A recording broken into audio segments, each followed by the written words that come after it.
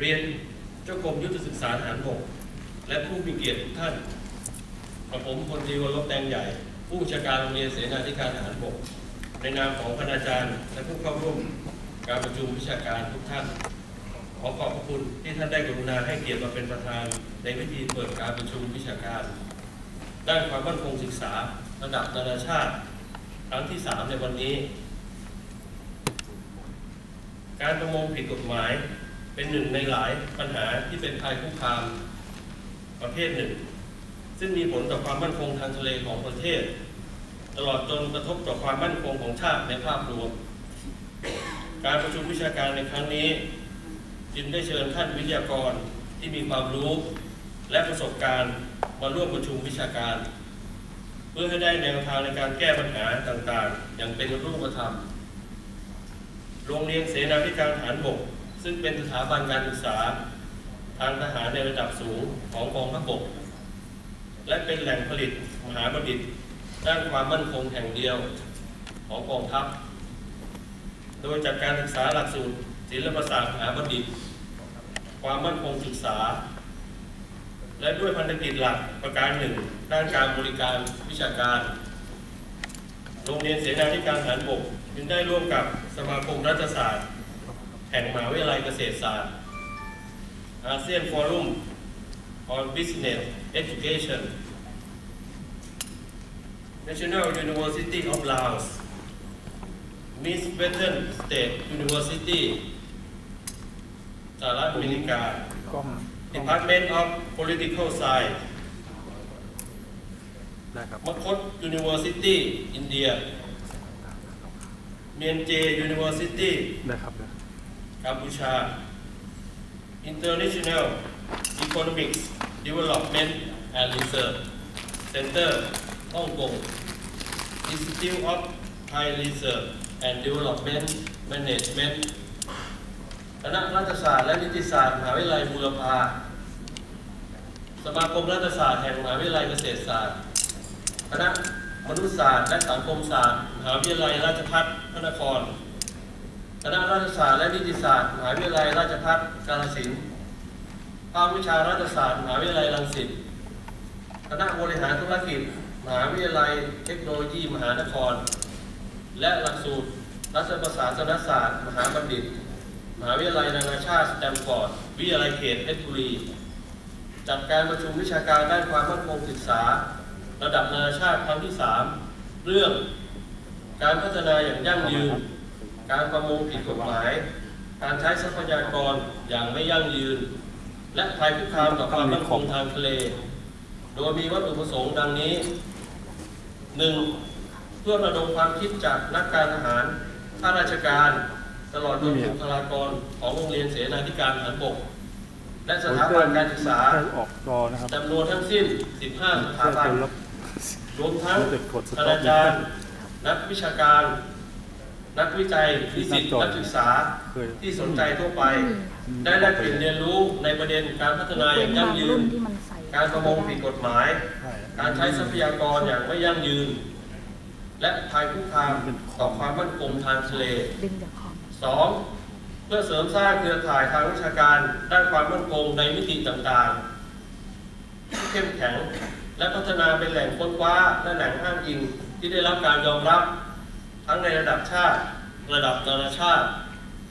การจัดการประชุมวิชาการครั้งนี้เป็นส่วนหนึ่งของการศึกษาในหลักสูตรศิลปศาสตร์มหาบัณฑิตความมั่นคงศึกษาผู้รับผิดชอบหลักในการดำเนินการประชุมวิชาการคือส่วนบัณฑิตศึกษาโรงเรียนเสนาธิการทหารบกร่วมกับเครือข่ายสถาบันการศึกษาจำนวน 14 สถาบันโดยการประชุมวิชาการครั้งนี้เป็นการปาฐกถาและการเสวนาในช่วงเช้า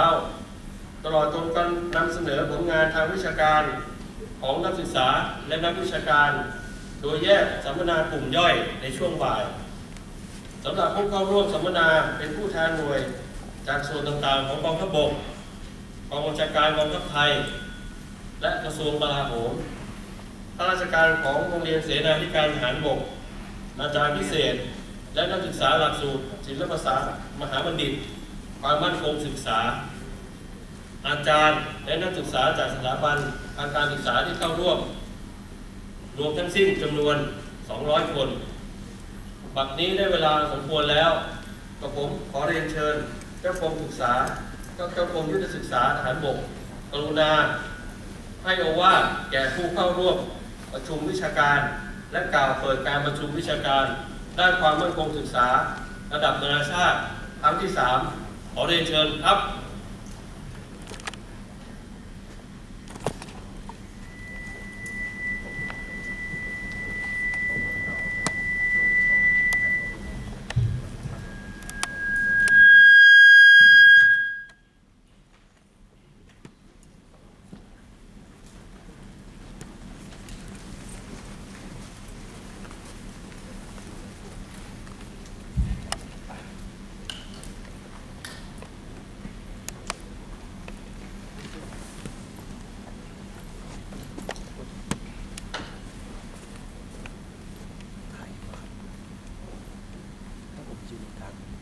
ท่านผู้วิชาการโรงเรียนเสนาธิการทหารบก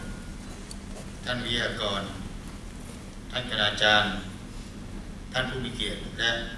ผู้เข้าร่วมประชุมวิชาการทุกท่านผมมีความยินดีอย่างยิ่ง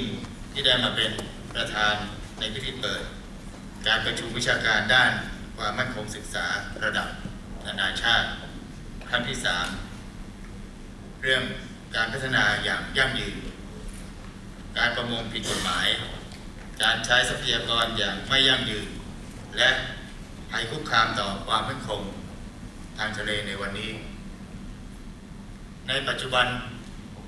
สถานการณ์ความมั่นคงทางทะเลของประเทศไทยอาจแบ่งได้เป็น3 กลุ่ม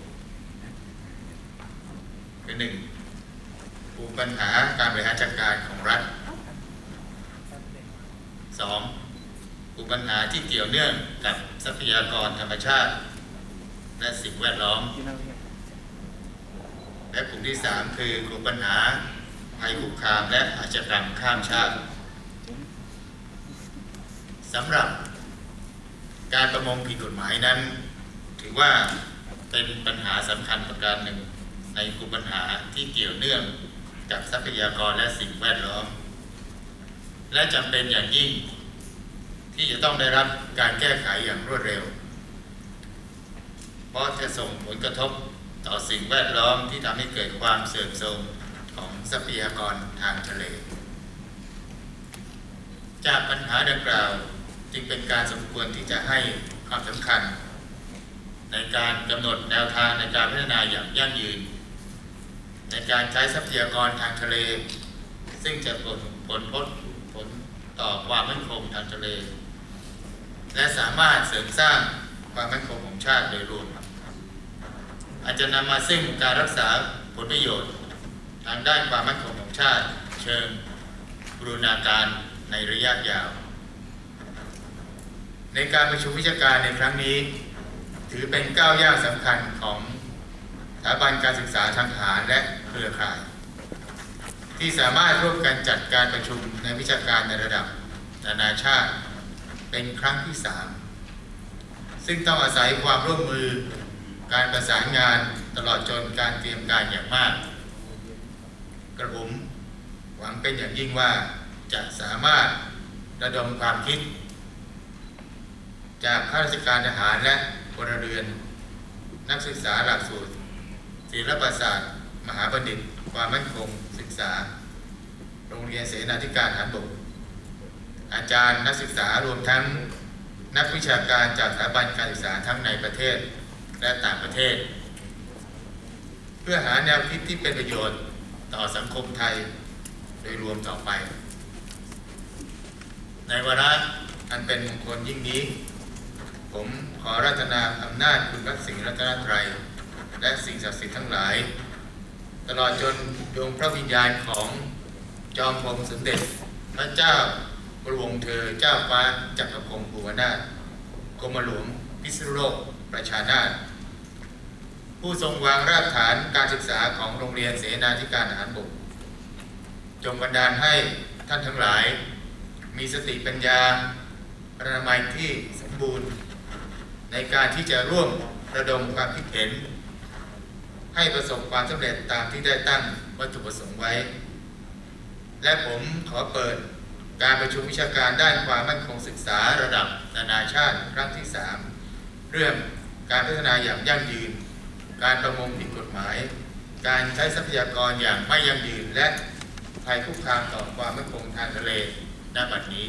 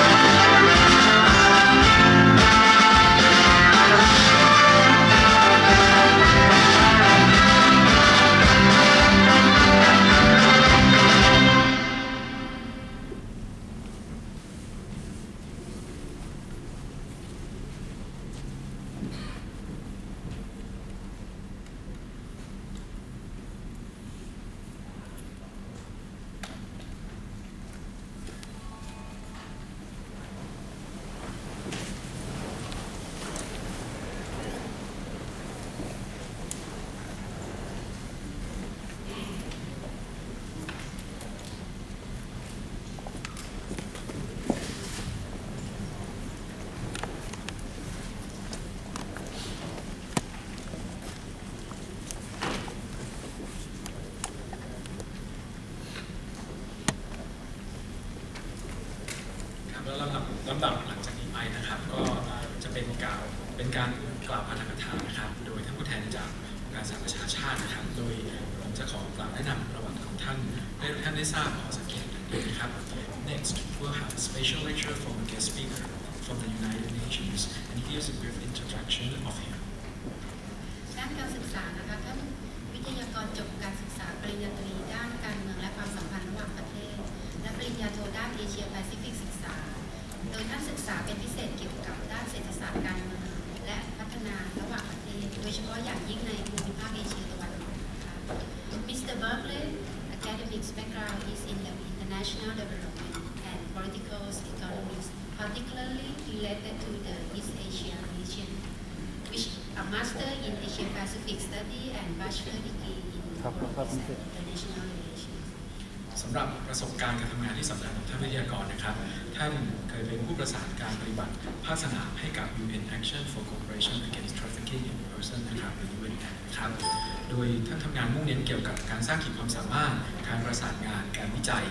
และการแก้ต่างคดีให้กับพื้นที่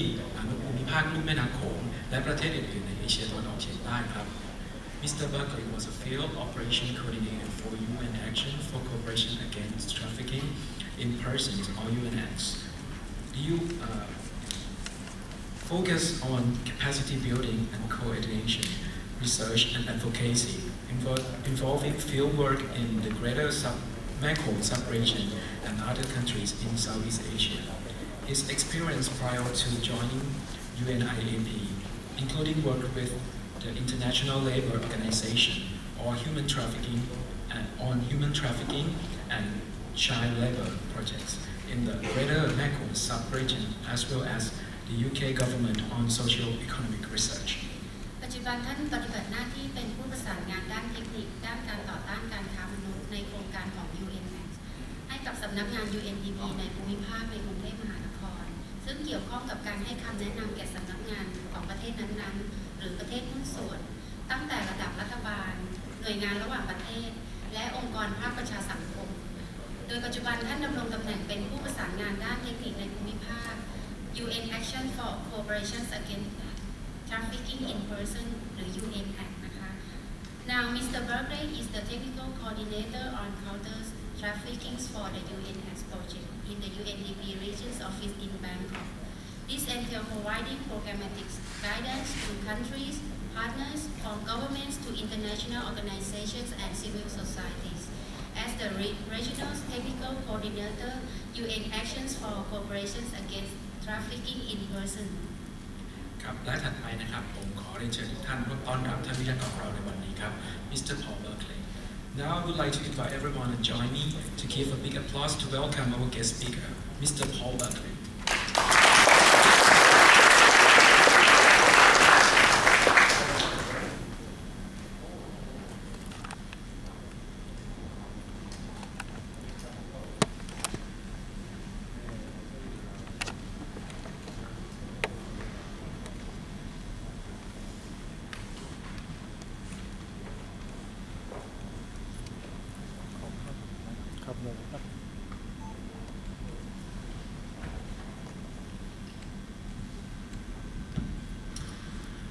Good morning, everyone, and a very warm welcome to you all to this International Conference on Security Studies here today.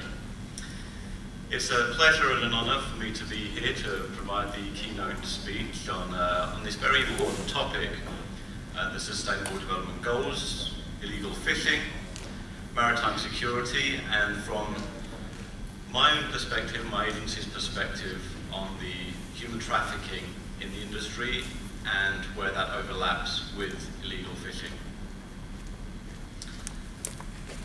There's been a brief introduction, a very warm introduction on UN Act and myself. My thanks to the organisers for arranging this again. Let me just give a little bit more brief on the work that we do and the work of the agency which we sit under. So, UN Act is a project which works with the 6 governments of the Greater Mekong sub-region primarily, that is Cambodia, China, Laos, Myanmar, Thailand and Vietnam. We support the governments in an intergovernmental process to combat human trafficking together, and that is around a plan of action, the SPA4 as it is known. We also work with ASEAN. We conduct research on human trafficking and counter-trafficking, and we support other stakeholders such as civil society, NGOs, and the private sector in combating human trafficking. I've personally been working on this issue for over 10 years now, and over that time we have increasingly understood that we need to be working with stakeholders in other sectors, such as those combating illegal fishing, IUU fishing. And so this is a great opportunity to tie together some of those issues in discussing with you today. The Sustainable Development Goals really provide an opportunity for us all to address these really critical issues. So I'm going to be going into a little bit of detail around that now today. If I could just see, okay. Before I go into the structure of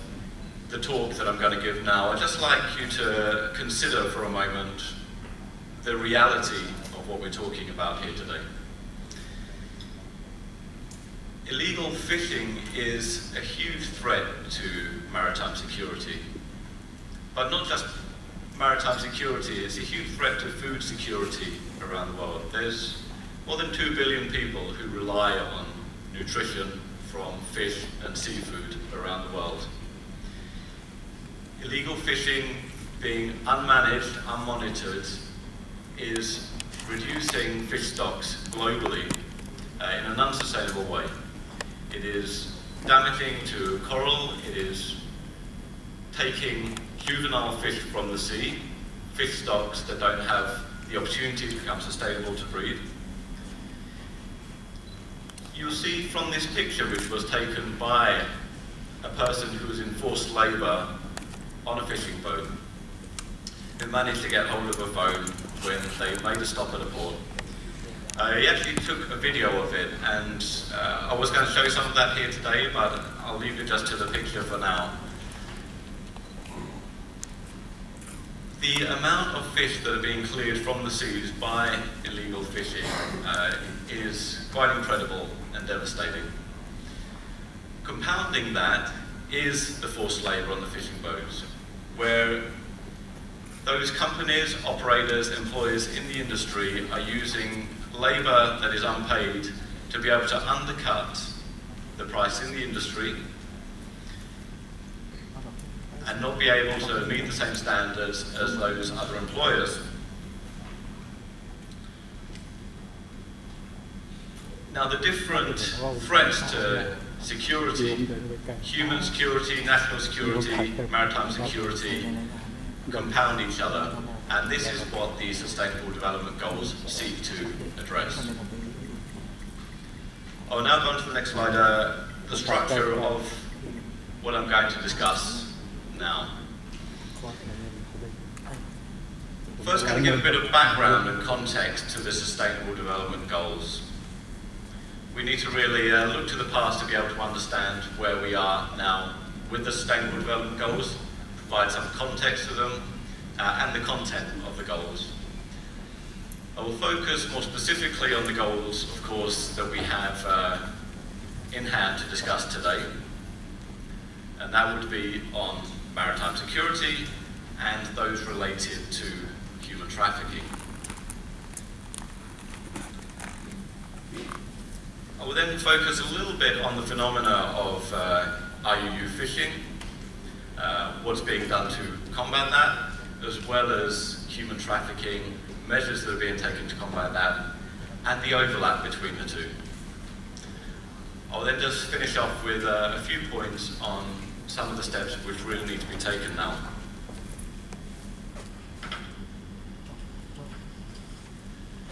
Okay, so if we move on to the next slide. To understand the Sustainable Development Goals, we really need to look back to the Millennium Development Goals. These were agreed in the year 2000 at the Millennium Summit of the UN. World leaders came together in a spirit of optimism at the start of the millennium, on the understanding that there needed to be a global approach to some of the critical development issues that we were facing around the world. The goals were developed by an experts group, and they really sought to bring an end to poverty globally. It was understood that this could be done. It wasn't economically beyond our means. There were a number of other factors which needed to be addressed, including the political will, and that was being brought to bear on this issue at that time.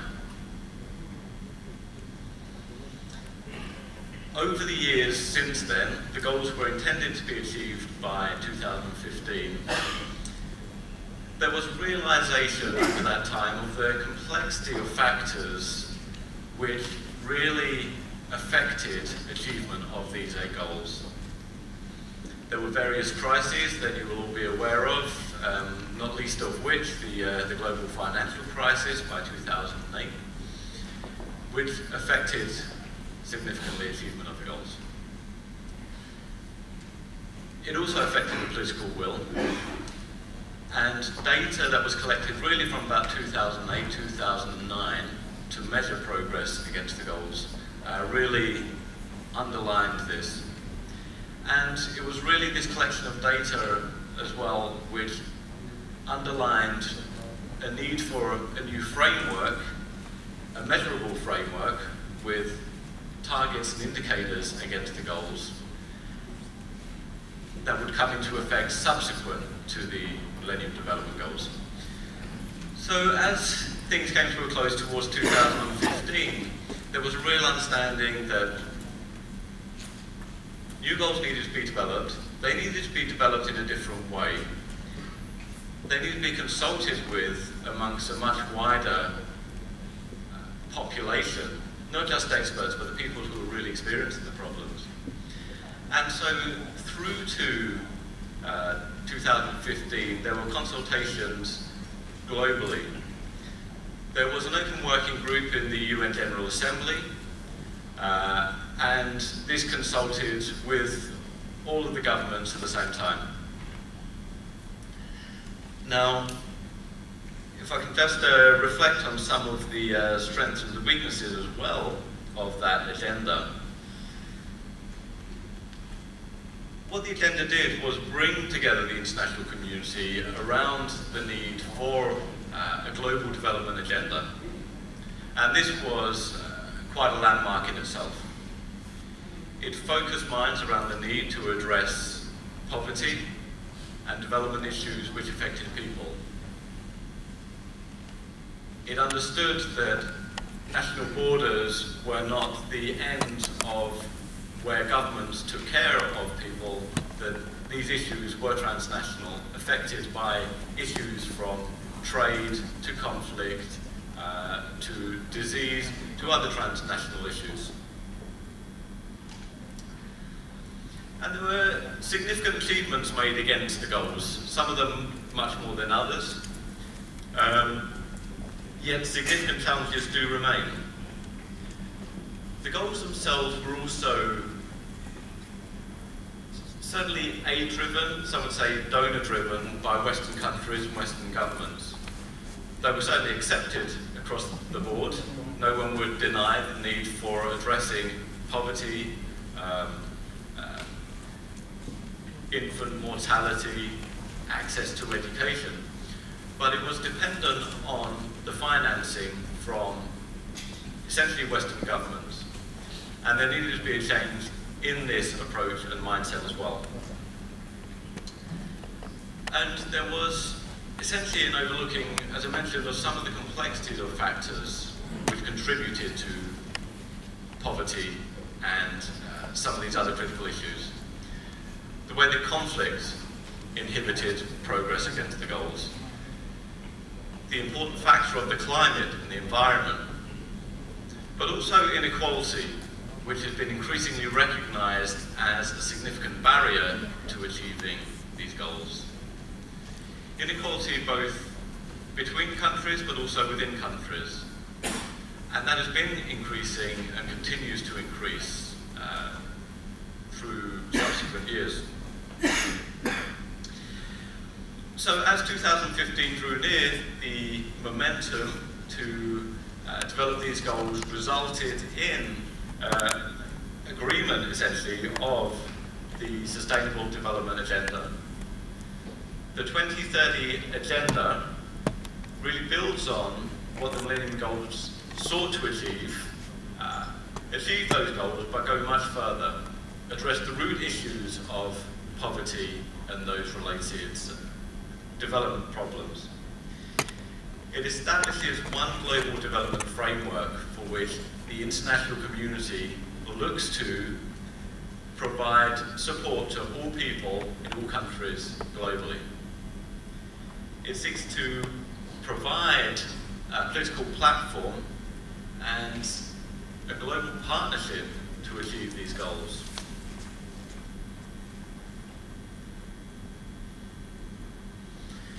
So the goals were actually adopted by world leaders last year in September 2015. It was actually the 70th anniversary of the United Nations, so 70 years since what we understand to be this great collaboration between the governments after the tragedy of the Second World War to try to build a world community in which, or an international community at least, in which such tragedies such as World War II wouldn't happen again. A monumental occasion, yet taking place at a time of some very critical security issues. The Sustainable Development Goals and Agenda 2030 really try to build upon the commitments governments have already made through the UN conventions and treaties, and it is something that all the world leaders have committed to at the highest levels. They've committed to an agenda of human rights and human dignity across all its forms, and addressing all those issues which would impinge upon human rights and human dignity. It is an aspirational agenda. It seeks to comprehensively address these challenges that we face. Issues that we face across essentially three pillars which are integrated. So at one level, it's the social, at another, it's the environmental, and in another area, it's the economic. And these three areas all need to be addressed together. As I mentioned before, the Millennium Development Goals really try to address poverty, and that would focus on the social and economic, of course, to a degree, but without taking into account the really comprehensive aspects of the economic, the environmental, the climate, and other aspects of peace and conflict that really cannot be achieved. It looks to address the root causes of poverty, as mentioned, governance, conflict, democracy, equality, and non-discrimination as well. Now, what the world leaders have agreed are 17 goals to achieve this mission. Within those goals, there are 169 different targets and 230 indicators to measure progress towards those targets. This is a huge agenda. It's very ambitious, and it will take transformational change in the way that governments and the international community, civil society, international organisations, and all stakeholders really approach international development. And when I say international development, it's also national development. What governments have committed to under Agenda 2030 is to meeting these goals within their countries and doing everything they can to do so. They've taken on that responsibility. Of course, all states have sovereignty over their economic affairs, their security, and so as part of the United Nations, they've taken on this mandate, this role, to be part of the partnership and to help drive forward this agenda.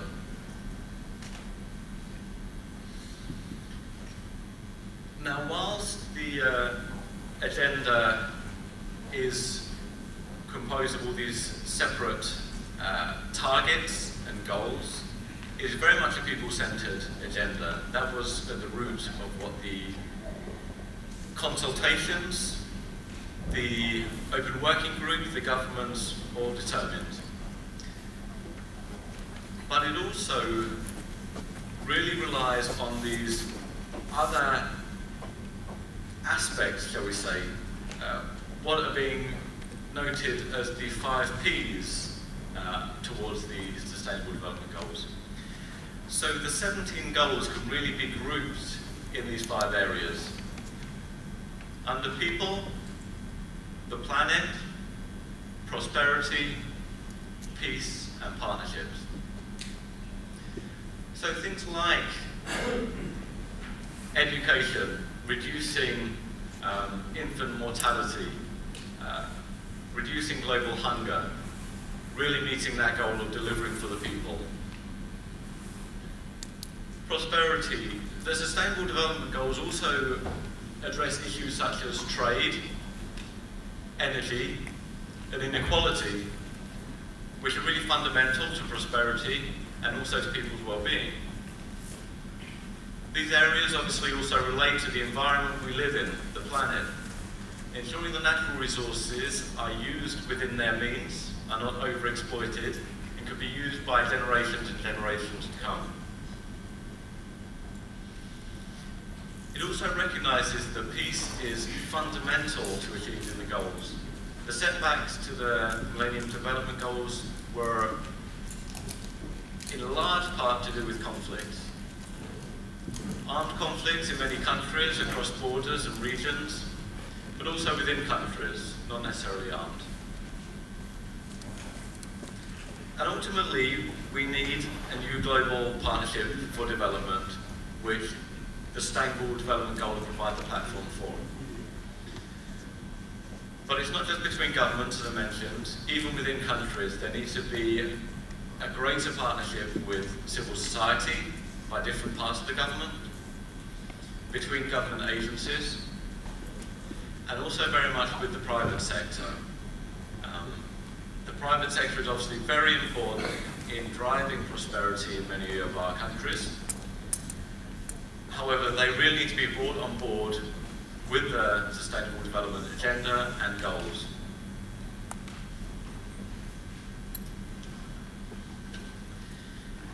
Now, the Sustainable Development Goals, are also known as the Global Goals. There has been quite a lot of work being done into promoting these with expertise being contributed to the United Nations by private sector to convey these more widely. There needs to be greater awareness of the Sustainable Development Goals and the 2030 Agenda for them to be achievable, for them to be mainstreamed, for the people, for all of us to hold our governments to account, to hold the UN to account, And also our development partners, as I mentioned, civil society, private sector, are all responsible also for delivering this. Where the Millennium Development Goals also focused on developing countries, particularly, we see a transformation also with the SDG agenda. The Sustainable Development Goals apply to all countries and all people. I'm from the UK, and there is poverty there that will be addressed through the Sustainable Development Goals as much as there will be in the developing world, in Africa and Latin America. There are issues of inequality, issues of access to education, which need to be addressed as much in the developed world as the developing world. So again, it is a comprehensive and far-reaching agenda, and this can't be emphasized enough. It's really going to take a step change in the way that we all approach development. It's been almost a year now since they came into effect, and whilst 2030 may seem far away, in 15 years there's a lot that needs to be achieved.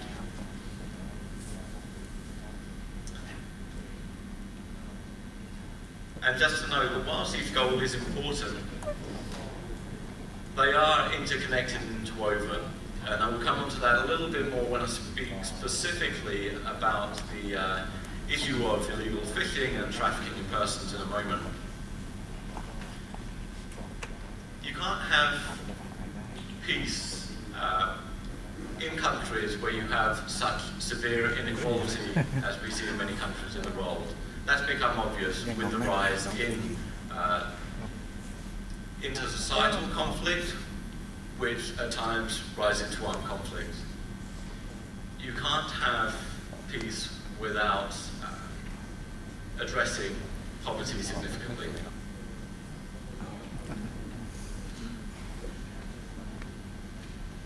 The agenda is also entitled Transforming Our World. So that gives you a sense of how far we really need to go. The world leaders state that no one will be left behind with this agenda. That's a huge aim. And they also state that the agenda will seek to reach the furthest behind first. So it brings all partners together to try to reach these very ambitious goals by reaching those who need assistance most first. And that will take place globally, regionally, and nationally.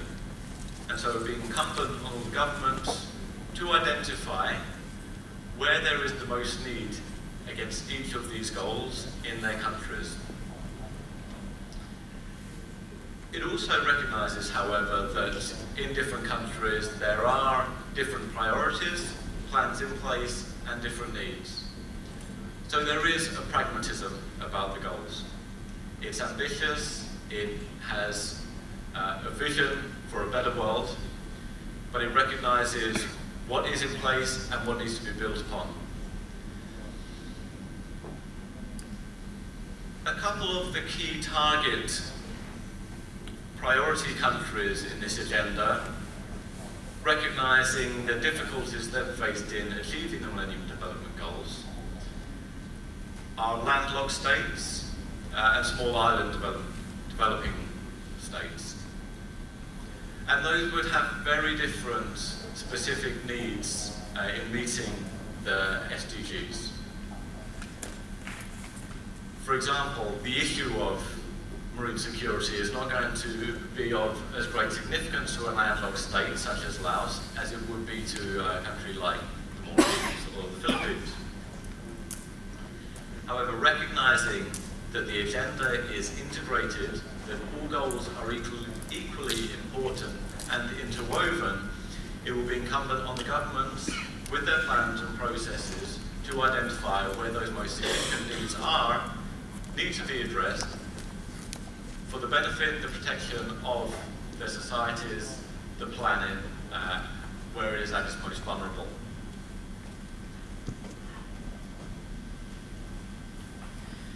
Now there is another aspect to this, which is the monitoring framework around the SDGs. And that has only really been worked out in the months subsequent to the agenda, setting the indicators and also then the national targets that the governments will seek to achieve. Governments are being asked to set ambitious targets in line with this ambitious agenda, but they are to set their own targets. And as many of you here are representatives from the government, I hope that with this session here today and what you learn about today, it will inspire you, will help you to identify areas that can be pushed forward in your countries. So, again, the agenda recognizes that we live in a complex world. Sustainable development can't be achieved without peace and security, but even with peace and security, the issues that we face are complex.